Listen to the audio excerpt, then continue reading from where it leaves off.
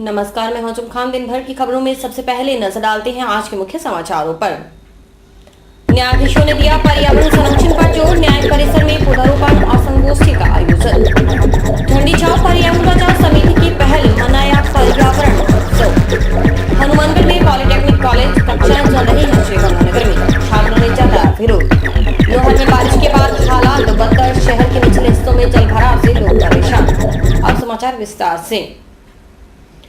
जिला विधिक सेवा प्राधिकरण और वन विभाग के संयुक्त तत्वावधान में सोमवार को न्यायिक परिसर में पौधारोपण कार्यक्रम हुआ। इस मौके पर संगोष्ठी भी आयोजित की गई। इसमें जिला एवं सत्र न्यायाधीश राजेंद्र कुमार पारिक सहित विभिन्न न्यायिक अधिकारियों ने शिरकत की। सबने एक स्वर में पर्यावरण को बचाने का संकल्प लिया। जिला न्यायिक परिसर में सोमवार को खास कार्यक्रम हुआ। जिला विधिक प्राधिकरण और वन विभाग के संयुक्त तत्वावधान में हुए कार्यक्रम में जिला एवं सत्र न्यायाधीश राजेंद्र कुमार पारिक, एनडीपीएस जज बलजीत सिंह, पारिवारिक न्यायालय के न्यायाधीश मदन गोपाल व्यास, एडीएजे दयाराम गोदारा, राज व्यास, रवि बाला सिंह, राकेश कुमार, डीएफओ आशु सिंह, बार संघ अध्यक्ष मनीष सिंह तंवर और न्यायिक कर्मचारी संघ के अध्यक्ष योगेश शर्मा आदि ने विचार व्यक्त किए। वक्ताओं ने कहा कि पेड़ पौधों के बिना जीवन की कल्पना तक संभव नहीं, क्योंकि पेड़ तो जीवन के आधार हैं। जो पर्यावरण बचाओ इसी टॉपिक पर आधारित है। आज समय की मांग यही है, पर्यावरण बचाओ। ध्वनि, मिट्टी, जल, वायु आदि सब पर्यावरण हमारे जीव जगत के मित्र, सभी ये जीवन देते सारे। इनसे अपना नाता जोड़ो, इनको मित्र बनाओ, पर्यावरण बचाओ।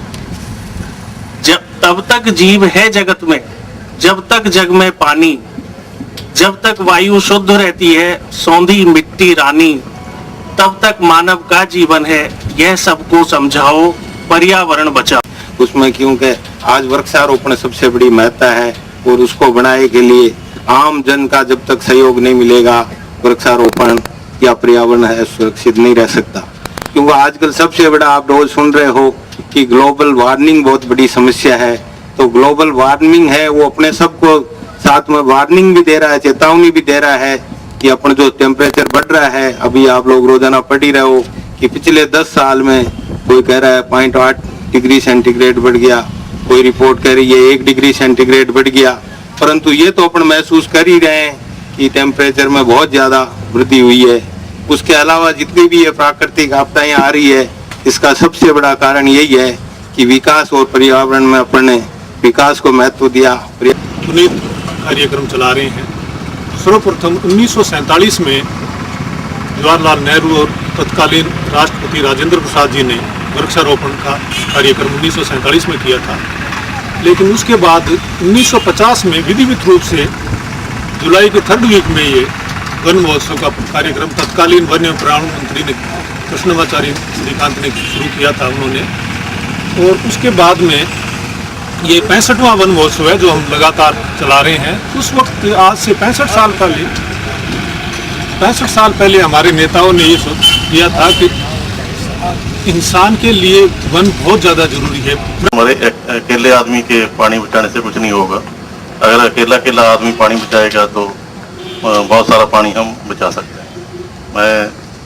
मैं एक छोटा सा उदाहरण आपको देता हूँ। सूरतगढ़ रोड से लेकर और नवा फाटक तक 10.5 किलोमीटर बाईपास के दोनों तरफ 1235 पेड़ हमने जन सहयोग से गमले बनाकर लगाए हैं। 2 साल हो गए, सारे पेड़ गमलों से बाहर निकल गए। लेकिन पेड़ों के दुश्मन ज़्यादा है, संभालने वाले कम हैं। पशु चराने वाले भी गमलों की ईंटें भी उखाड़ के ले जाते हैं। लोहे के गमले थे, उनको कोई जीप में डाल के ले आए गमले। पेड़ लगे हुए हैं, उसके बावजूद भी गमले ले आए। लेकिन पेड़ों को बचाने के लिए भी भावना होनी चाहिए। जिला एवं सत्र न्यायाधीश राजेंद्र कुमार पारिक ने कहा कि कोर्ट कैंपस में स्थित पार्क को विकसित करने की जरूरत है, ताकि पक्षकारों के लिए आश्रय स्थल तैयार हो सके। उन्होंने दूरदर्शी सोच के साथ पौधारोपण और उनकी देखरेख करने का आग्रह किया। लेकिन मैंने कई बार मनीष जी से इस बारे में बातचीत की थी कि ये जो गार्डन है अपना यहाँ न्यायालय परिसर का, इसको अपने को हरा भरा करना है।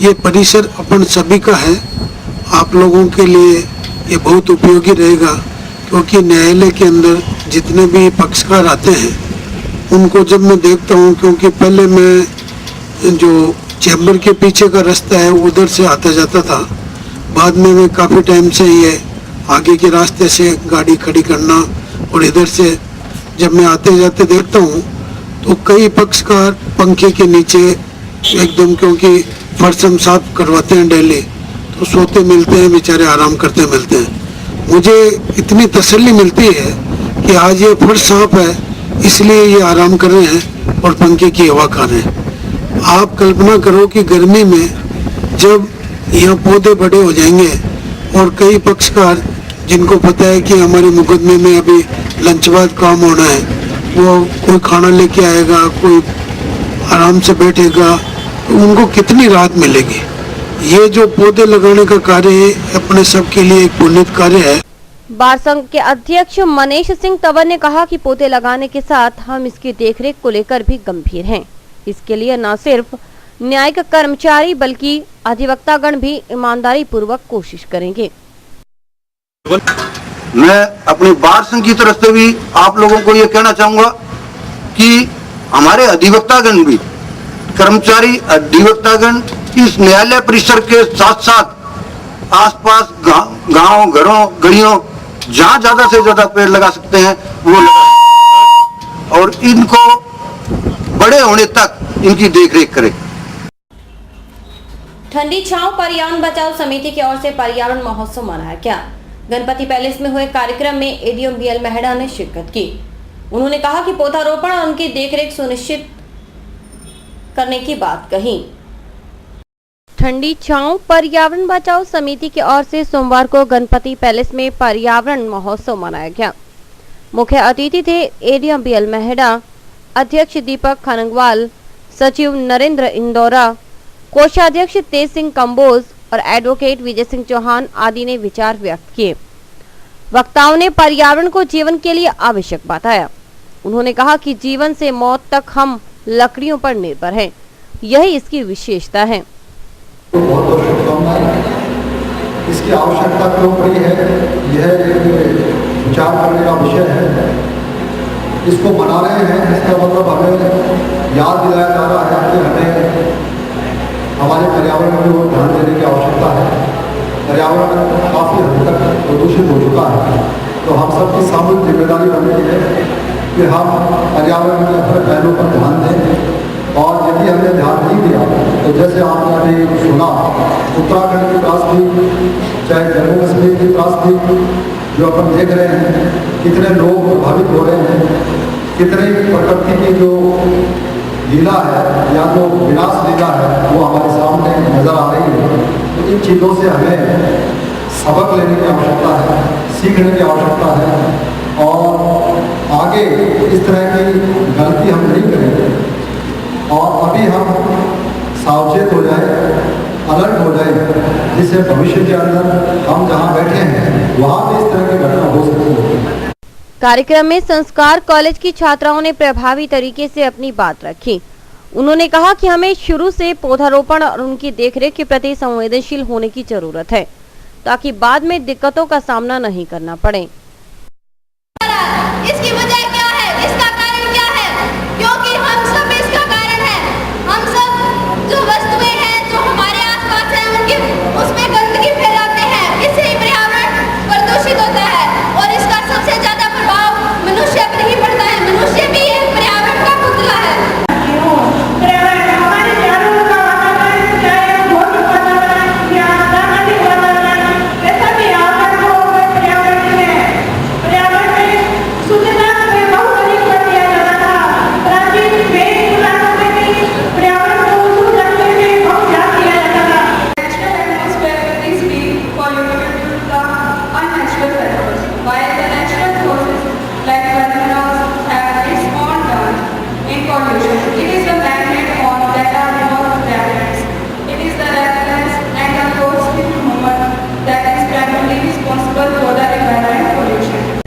संस्कार इंटरनेशनल स्कूल बीएड कॉलेज के अंदर ये प्रोग्राम रख रहे हैं और ये प्रकृति को हरा भरा रखने के लिए और हमारे पर्यावरण को दूषित होने से बचाने के लिए पर्यावरण महोत्सव बना रहे हैं। और इसी उद्देश्य से को लेके आज इतना बड़ा ये प्रोग्राम हनुमानगढ़ में कर रहे हैं ताकि हनुमानगढ़ को हम हरा भरा कर सकें और अपने हनुमानगढ़ के लिए हमारी संस्था कुछ कर सके।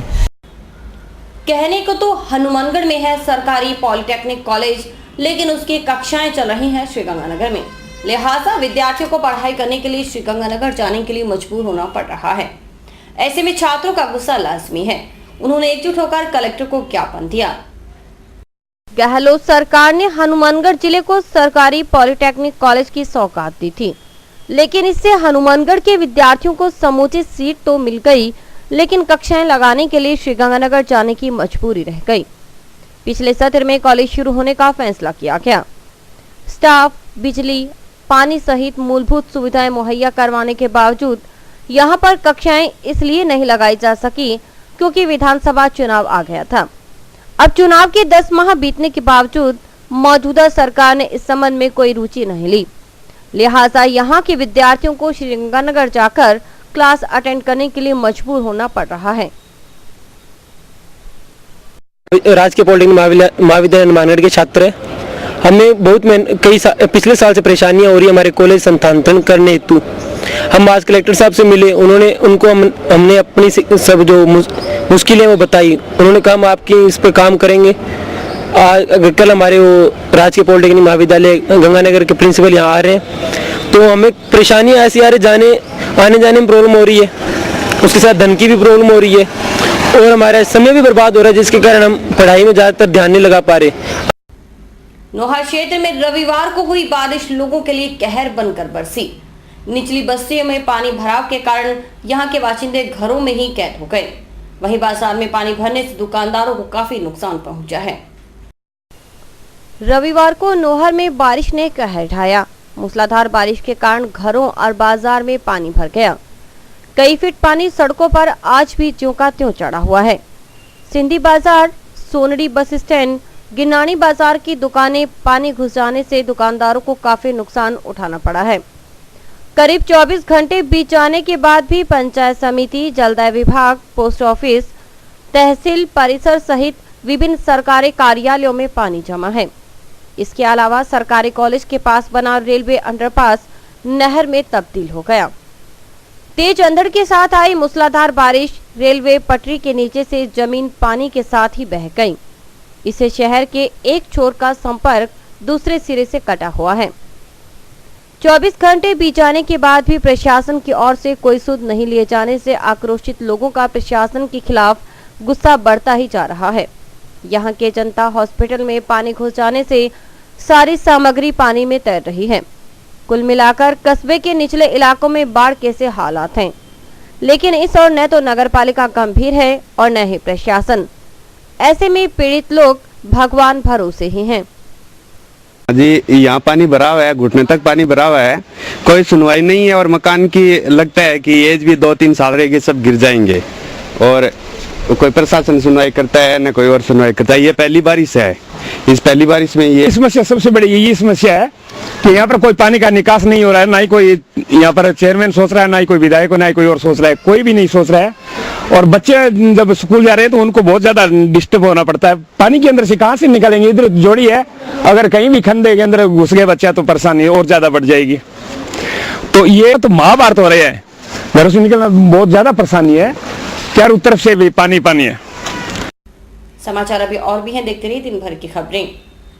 Baby happy modern PG college, a brand for quality education द्वारा स्टूडेंट्स के करियर को ध्यान में रखते हुए विभिन्न प्रकार के कोर्सेज करवाए जाते हैं, जैसे MSc, MA, BCA, BBA, BSc, BCom, BA. College में वेल क्वालिफाइड लेक्चरर्स की कड़ी मेहनत से लगातार 3 वर्षों से स्टूडेंट्स ने महाराजा गंगा सिंह विश्वविद्यालय की मेरिट लिस्ट में अपना नाम लाकर शिक्षा के क्षेत्र में एक नया रिकॉर्ड कायम किया। हाय, आई एम नूरजहां, मैं बीबीए की स्टूडेंट हूं। मैंने बीबीए फर्स्ट ईयर में यूनिवर्सिटी में 3rd रैंक प्राप्त किया था। इसका सारा श्रेय मैं अपने मैनेजमेंट और स्टाफ को देना चाहूँगी, जिन्होंने यहाँ पर मुझे इतनी अच्छी फैसिलिटीज़ प्रोवाइड करवा। Simranjeet Kaur first year. I scored 80% marks, and for this I would like to thank for Baby Happy Modern PG College. The environment of this college is very learning, and I have learned a lot of during these 2 years. College में corporate world की आवश्यकताओं को ध्यान में रखते हुए समय समय पर करियर गाइडेंस सेमिनार्स और वोकेशनल कोर्सेज आयोजित किए जाते हैं। महाविद्यालय में library, labs, wifi, playground, canteen, transport आदि फैसिलिटीज प्रोवाइड की जाती है। संस्था का उद्देश्य स्टूडेंट्स को एकेडमिक्स के साथ साथ एक्स्ट्रा करिकुलम एक्टिविटीज जैसे कल्चरल, स्पोर्ट्स आदि में संपन्न बनाना है। सहारा परिवार की ओर से मिलावट के खिलाफ जंग के लिए सहारा क्यू शॉप अब आपके शहर हनुमानगढ़ टाउन में रोमाना इंटरप्राइजेस पर खुल गया है, जहां पर आपको बिना मिलावट के शुद्ध व अच्छी क्वालिटी के उत्पाद मिलेंगे, जैसे देसी घी, आटा, चाय, चावल, चीनी आदि किराना का सामान, इलेक्ट्रॉनिक्स व जनरल स्टोर का सामान भी मिलेगा। इसके अलावा रोमाना इंटरप्राइजेस में अमूल का आइसक्रीम पार्लर भी है। यहाँ पर अमूल के सभी प्रकार के उत्पाद जैसे आइसक्रीम, दूध, दही, पिज्जा आदि उपलब्ध है। रोमाना इंटरप्राइजेस की अन्य ब्रांचें रोमाना बिल्डिंग मटेरियल और रोमाना प्रॉपर्टी एडवाइजर। संपर्क करें रोमाना टावर, रोमाना कॉलोनी, नजदीक विजय सिनेमा, हनुमानगढ़ टाउन। हमारे यहाँ पर आपको आकर्षक कीमतों पर 32 इंच LED, LCD टीवी उपलब्ध हैं। डीजी वर्ल्ड के शोरूम पर आपको आकर्षक brand Videocon, Sansui, Kelvinator, Electrolux, Philips, Panasonic, Kenstar आदि के होम एप्लायंसेस मिलेंगे। यहाँ पर LED, LCD TV, AC, refrigerator, washing machine, microwave, water heater आदि इलेक्ट्रॉनिक सामान आकर्षक कीमतों पर एक ही छत के नीचे मिलेंगे। डीजी वर्ल्ड पर मल्टीनेशनल कंपनियों के सभी इलेक्ट्रॉनिक्स आइटम उपलब्ध हैं, जिसमें विशेष रूप में कॉपर वाइंडिंग के AC और हार्ड पैनल की बढ़िया LEDयां उपलब्ध है। संपर्क करें DG world, town junction road, Vijay cinema के सामने। गांधीनगर की एक महिला पर अवांछित गतिविधियों में लिप्त होने का आरोप लगाते हुए वार्ड के लोगों ने पुलिस से हस्तक्षेप करने की मांग की है। इस संबंध में वार्ड के लोग SP से मिले और उन्हें ज्ञापन सौंपा।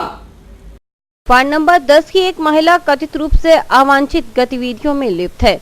गांधीनगर के उमेश कुमार, संजय सोलंकी, राकेश कुमार, तीर्थदास सिंधी, वासुदेव सिंधी, नीलू बवेजा और राहुल कंडा आदि ने SP को ज्ञापन देकर महिला के खिलाफ कार्रवाई करने की मांग की।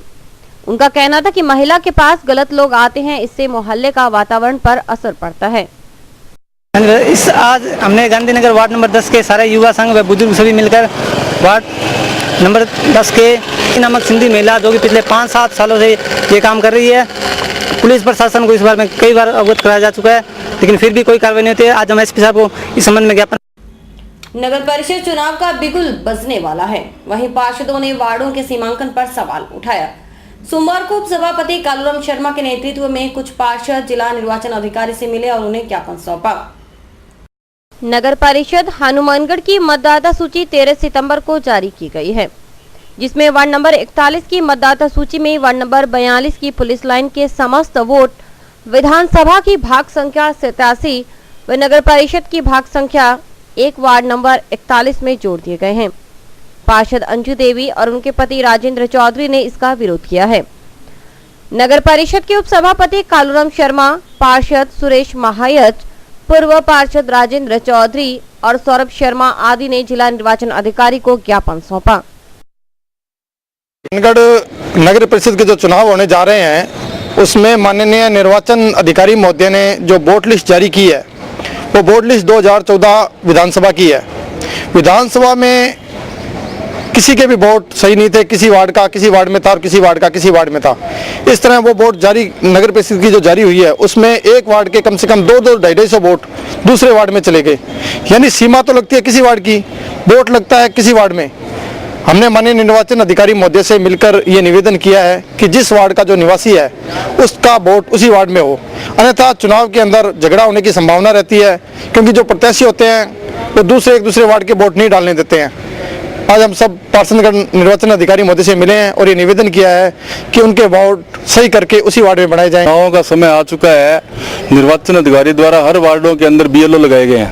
वो बीएलओ बोर्ड बनाने जाते हैं तो अखबारों के अंदर और कलेक्टर साहब कहते हैं, निर्वाचन अधिकारी कहते हैं भी एक कागज पे बोर्ड बनेगा, एक आपकी पहचान ले जाओ बोर्ड बनेगा, जबकि बीएलओ कहता है, कभी तो कहता है 10 रुपए का स्टाम्प लाओ, 100 तरह कागज मांगता है, कुल मिला के बोर्ड बनाने वाले को परेशान किया जा रहा है। तो हमारा निर्वाचन अधिकारी साहब से यही निवेदन है कि बीएलओ को समझा के भेजे और उनको सरल तरीका बताए जिससे भी वोट बन सके और अधिक से अधिक संख्या में वोटों ज्यादा वोट पड़े और ज्यादा वोटों का अधिकार हो। और जो ट्रांसफर हो रहे हैं वोट उनके लिए भी उनका फार्म उपलब्ध नहीं है, बीएलओ के पास फार्म नहीं है।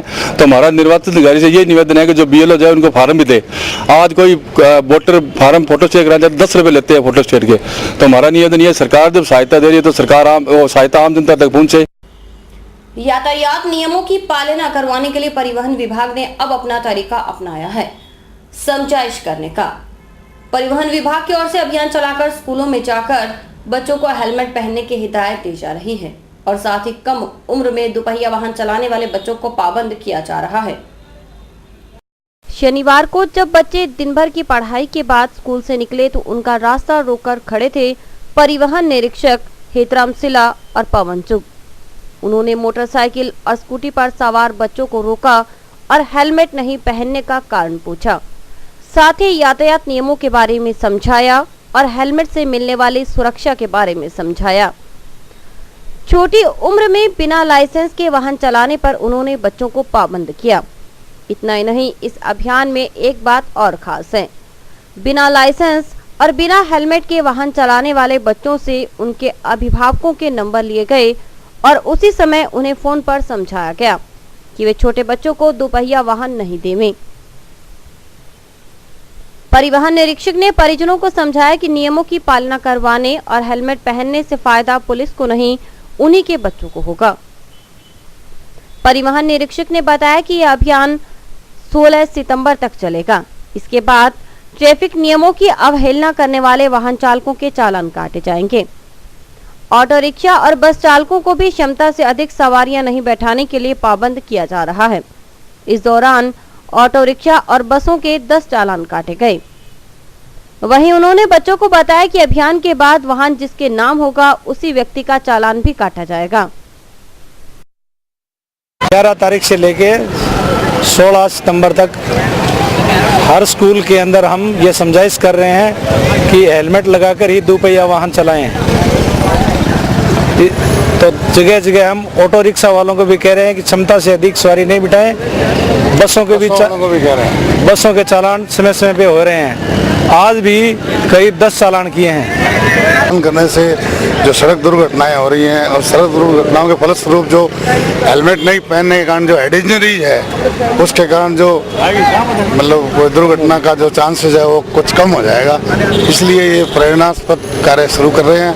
हर स्कूल के बाहर, हर विद्यालय के बाहर जो स्कूटरी चला करके आने वाले बच्चों को समझाइश की जा रही है कि हेलमेट चलाएं और निर्धारित लाइसेंस होने की अवस्था में ही गाड़ी चलाएं। वो स्कूल के अंदर फट्टे वाली बसें चल रही हैं, उनमें अधिक बच्चे बिठाकर घूमते हैं, उनको बंद नहीं करते, ये दूसरी बसों को पकड़ के चलान करते हैं। आप क्या चाहते हो? हम इनसे ये चाहते हैं भी फट्टे नहीं लगाएं। जितनी कम सीटिंग बस है, जिसकी 20 सीट है तो 20 से जितना नियम के अनुसार बच्चे बैठते हैं उतने बच्चे बिठाएं। और अभी वक्त है हेडलाइंस का।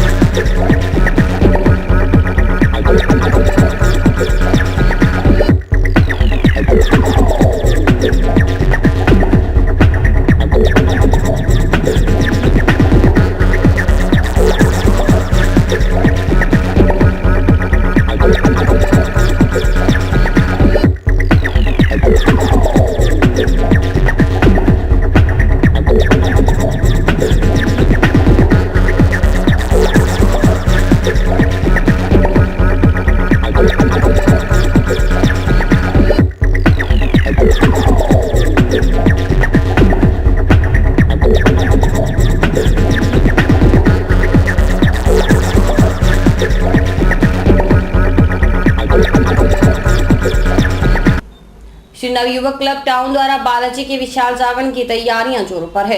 एक शाम बालाजी के नाम कार्यक्रम को लेकर 20 सितंबर को विशाल जागरण होगा। इसमें इससे पूर्व शोभा यात्रा निकाली जाएगी और सुंदरकांड पाठ का आयोजन होगा। जागरण में बाहर से आए हुए कलाकार बालाजी का गुणगान करेंगे। हर वर्ष की तरह इस वर्ष भी एक शाम बालाजी के नाम कार्यक्रम को लेकर श्री नवयुवक क्लब लोहिया कॉलोनी तैयारियों में जुटा है। क्लब के सदस्य आयोजन को सफल बनाने के लिए पुरजोर प्रयास कर रहे हैं। इस संबंध में बैठक का भी आयोजन हुआ। बालाजी का विशाल जागरण रेलवे ओवरब्रिज के पास लोहिया कॉलोनी पंजाबी मोहल्ला टाउन में होगा। जागरण में 11 फीट की बालाजी की प्रतिमा आकर्षण का केंद्र रहेगी। मूर्तिकार बालाजी की प्रतिमा बनाने में जुटे हैं। नवयुवक क्लब के सदस्यों ने बताया कि पवन पुत्र पैदल यात्री संघ द्वारा सालासर से अखंड ज्योत लाई जाएगी। 17 सितंबर को शोभा यात्रा निकाली जाएगी जो नगर पालिका मंदिर से रवाना होगी। 18 सितंबर रात्रि सुंदरकांड पाठ होगा। 20 सितंबर को विशाल जागरण होगा जिसमें फतेहाबाद से अशोक लवली, हिसार से वंदना अरोड़ा और बिहार से विकास रंगीला बालाजी के भजनों का गुणगान करेंगे। इस दौरान सुनील अनिल तिलकधारी आर्ट ग्रुप द्वारा आकर्षक झांकियां दिखाई जाएंगी। से आए हुए कलाकारों द्वारा बाबा का विशाल जागरण नवयुवक क्लब लोहिया कॉलोनी की ओर से हो रहा है। इसमें सभी हनुमानगढ़ वासियों का पूर्ण सहयोग रहता है। इसमें कलाकार आ रहे हैं अरोड़ा और अशोक लाली हिसार से और तिलकधारी फतेहाबाद से बड़ी सुंदर सुंदर झांकियां लेके आ रहे हैं। 17 तारीख को शोभा यात्रा होगी, शहर के मुख्य मार्गों से निकलती हुई जागरण स्थल पर पहुंचेगी। उसके बाद 18 तारीख को सुंदरकांड का पाठ होगा जो जागरण स्थल पर ही होगा और रघुनाथ मंदिर द्वारा ये सुंदरकांड का पाठ किया जाता है। यहाँ मूर्ति बनाते हैं और ये कम से कम भी 15-16 फुट के ऊपर होगी और जो भी ये मूर्ति विशाल मूर्ति है इसके अंदर बाहर से बढ़िया तरीके से कोरियोग्राफी की जा रही है। इसके अंदर हर तरीके की अलग इसके अंदर भावना होगी। जो मूर्ति है वो विशेष देखने योग्य होगी। मूर्तियों के साथ में कुछ विशेष जैसे कि राम दरबार है, दुर्गा माता की मूर्ति है और राम दरबार है और गणेश जी इत्यादि की मूर्ति रखी जाए। और इसी के साथ समाचार समाप्त हुए। रोजाना देखते रहिए समाचार। नमस्कार।